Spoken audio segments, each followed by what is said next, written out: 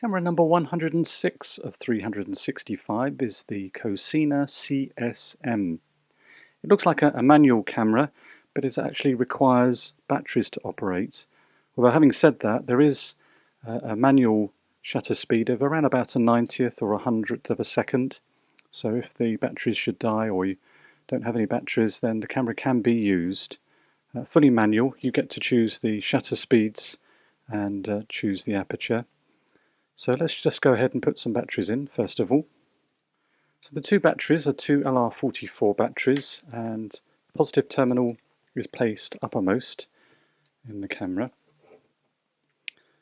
And then we can put the battery door back into position. Now you notice I'm holding the film door open. Unfortunately, on this particular model, the film door latch is broken, so I have to I've resorted to using some black tape that allows me to keep the door closed and not expose the film.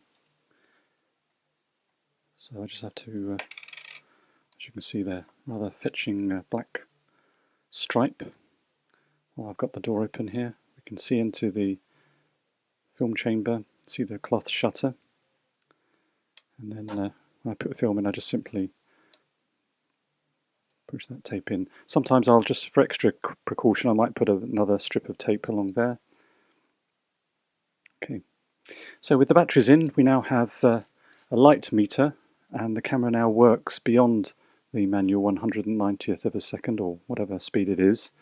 And when we look through the viewfinder, we have two red illuminated LEDs, a plus and a negative, and obviously the objective is to try and get a green illuminated light that illuminates in the middle of those two LEDs.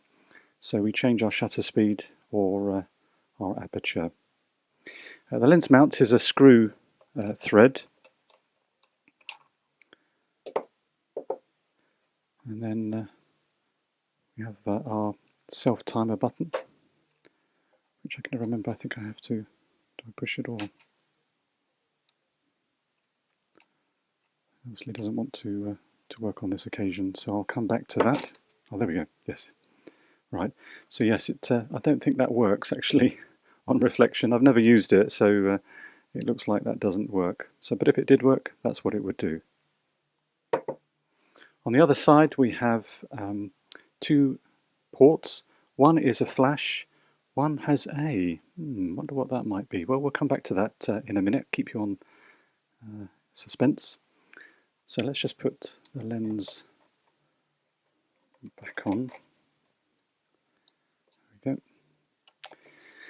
So as I mentioned, the top plate, we have shutter speeds of go from 1000 to 4 seconds by the looks of it.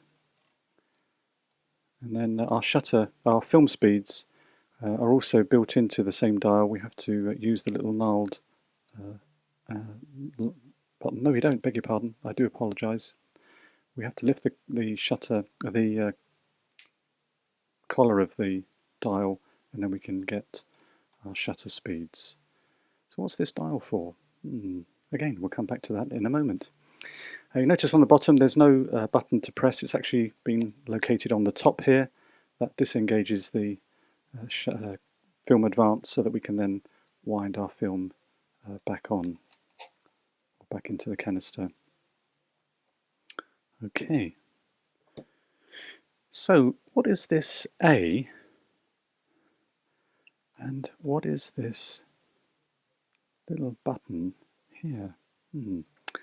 Well, there is an answer to that, and it comes in the form of another accessory that changes the camera into an aperture priority camera. This little accessory is, it does have a name. I can't remember what it's called though, unfortunately, but it's an adapter that sits on top of the hot shoe. It is a motor, has a motor inside it, and the shutter speeds. So it mechanically changes the shutter speeds. Now there's the battery. It's a 6-volt battery that slides in to the compartment there. And then by lifting this little lever here, this retracts. And basically we want to just make sure that whatever we've got here corresponds to the shutter speed here. So looks like we've got 1,000th of a second. So let's just put that there.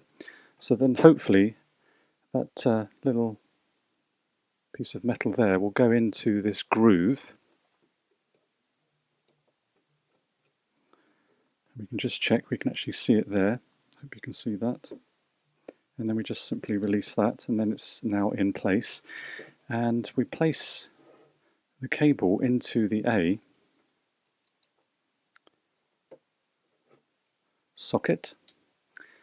And now, hopefully, there we go, it's just not quite engaged.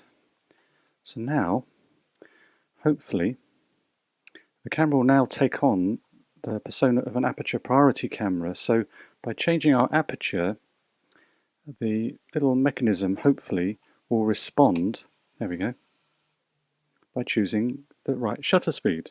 It's incredibly slow, so not very practical, but let's just see if we can, there we go. So I'm changing the aperture, so I'm going from 2.8 to 22, and you can see that, oops, didn't mean to do that. It's changing the shutter speed. So not very practical at all, but certainly a novelty. Actually here, there we go.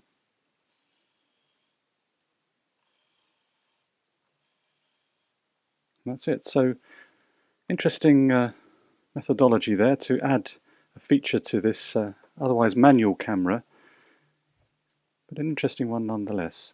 So there has been camera number 106, a Cosina CSM.